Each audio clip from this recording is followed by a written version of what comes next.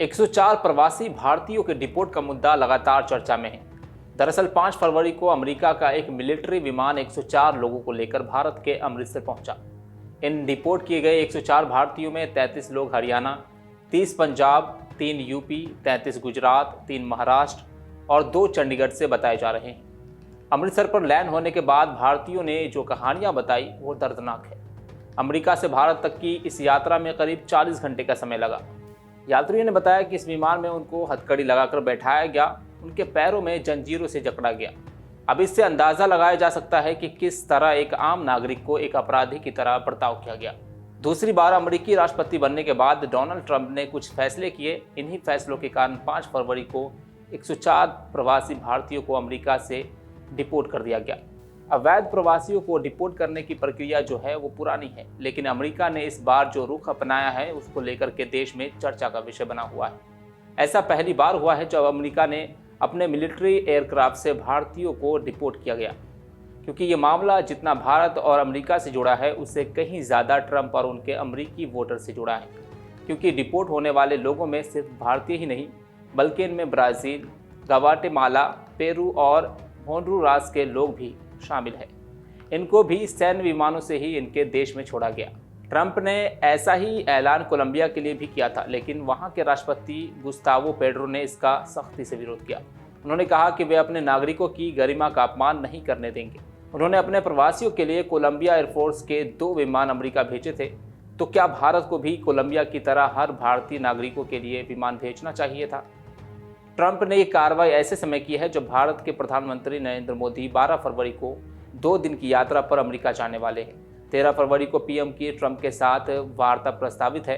अब ऐसे में प्रवासी भारतीयों के साथ हुए बर्ताव को जो है दोनों देशों के बीच के रिश्ते में कोई फर्क डालेगा या पीएम मोदी और ट्रंप की दोस्ती और ज़्यादा मजबूत देखने को मिलेगी। बता दें कि भारत से एक डोंकी के अमेरिका पहुंचने का औसत खर्च जो है 20 से 50 लाख रुपए है। कभी कभी ये खर्च 70 लाख रुपए तक पहुंच जाता है।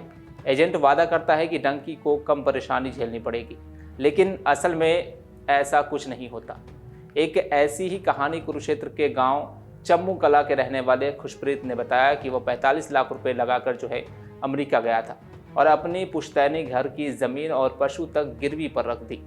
लगभग 6 महीने बाद वो अमेरिका पहुंचा और 12 दिन बाद ही अमेरिका से उसको भारत डिपोर्ट कर दिया गया और उनको कैदियों की तरह भारत पहुंचाया गया। खुशप्रीत ने बताया कि अमेरिका पहुंचने तक किन हालातों से गुजरा। बताया कि अमेरिका भेजने के दौरान एजेंट ने उनको 1 महीने का समय दिया था कि 1 महीने में वो अमेरिका पहुंच जाएगा, लेकिन 6 महीने में अमेरिका पहुंचा। उन्होंने इस दौरान जंगल, समुद्र, कई जगह से होकर अमेरिका जो है पहुंचा। खुशप्रीत जो है डोंकी रूट पर था, तब उनके साथ काफ़ी बुरा व्यवहार किया गया। उनको प्रताड़ित किया गया और परिवार से पैसे मंगवाने के लिए कहा गया। कई दिनों तक इनको जो है भूखा रखा जाता था। इतना ही नहीं, इनको जो है बिजली के करंट के झटके भी दिए जाते थे। बहुत गंदा व्यवहार किया वहाँ से भेज के। वहाँ यहाँ से 8वें महीने चला गया था जी। कहाँ के रास्ते गए? यहाँ से बम्बे से ब्राज़ील, ब्राज़ील से गवाना से डोंकी शुरू हो गई थी। डोंकी में क्या कुछ मतलब वहाँ व्यवहार कैसा रहा, रास्ता कैसा रहा आपका? बस जो अपना साथ चलता जा रहा था ठीक है, नहीं चलता था अपना गिर जाता था, उसको छोड़ देते थे पीछे, हम आगे। बस। कितने महीने लगे आपको? वहाँ पर 6 महीने लग गए पहुँचते। तो उस बीच डोंकी में खाना पीना कुछ क्या था? कितने मिले? कुछ नहीं मिले जी। अपना जिन्ने पैसे है जी अपने कोलों ला के अपना खान पीन का लिता, जो 100-200 डॉलर है सन, अपना खान पीन का लिता जी। अब ये सवाल उठता है कि लोग लीगल तरीके से क्यों नहीं जाते। दरअसल ये लोग कम एजुकेटेड होते हैं और विदेशों में बसने के लिए होने वाले एग्ज़ाम क्रैक नहीं कर पाते। यहाँ तक कि वे ठीक से अंग्रेजी भी नहीं बोल पाते।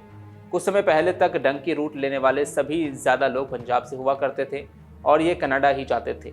जब से स्टडी और वर्किंग वीज़ा मिलने लगा है, यहाँ के लोग लीगल तरीके से जाने की तैयारी करने लगे। अब डंकी रूट से हरियाणा से भी बड़ी संख्या में लोग जाते हैं। आपको बता दें कि क्या होता है डंकी रूट और कैसे लोग इसे पार करते हैं। दरअसल डंकी रूट एक ऐसा रूट होता है जो कई देशों से होकर गुजरता है। इसे लोग विदेश जाने के लिए इस्तेमाल करते हैं। डंकी शब्द पंजाबी भाषा के डुंकी से बना हुआ है। जिसका मतलब है कि एक जगह से दूसरी जगह उछलकर या कूद कर पहुँच जाना। यही वजह है कि भारत से विदेश पहुँचने के रूट को डंकी रूट कहा जाता है। इस रूट के जरिए लोग कनाडा, ब्रिटेन और अमेरिका जैसे देशों में दाखिल होते हैं। पहले इस रूट का इस्तेमाल खूंखार अपराधी देश छोड़कर भागने के लिए करते थे, लेकिन अब विदेश जाने का सपना देखने वाले हज़ारों लोग इसके ज़रिए अपने पसंदीदा देश में दाखिल हो जाते हैं। इस रूट पर हर कदम पर ख़तरा ही ख़तरा होता है। डंकी रूट बिल्कुल भी सेफ नहीं होता। इसमें हर कदम पर खतरे होते हैं। कई लोगों की मौत भी हो जाती है। ये रूट सबसे ज़्यादा खतरनाक इसलिए होता है क्योंकि इसमें कई देशों की सीमाओं को पार करना होता है। ऐसे में कई बार सीमा पर तैनात जवान अवैध तरीके से घुसपैठ करने वाले लोगों को गोली तक मार देते हैं। वहीं कुछ मामलों में लोग भीषण ठंड या फिर भूख से भी मर जाते हैं। अब ये सवाल भी उठता है कि क्या ये सभी प्रवासी भारतीय दोबारा अमेरिका जा पाएंगे? तो इसका जवाब है कि इन सभी के बायोमेट्रिक स्कैन लिए गए हैं। भविष्य में अगर ये वैध दस्तावेज पर भी अमेरिका जाने का प्रयास करेंगे तो वीज़ा नहीं मिलेगा। कनाडा, न्यूजीलैंड, ऑस्ट्रेलिया, ब्रिटेन समेत 20 अन्य देशों में भी नहीं जा पाएंगे क्योंकि अमेरिका की वीज़ा नीति करीब 20 देश फॉलो करते हैं।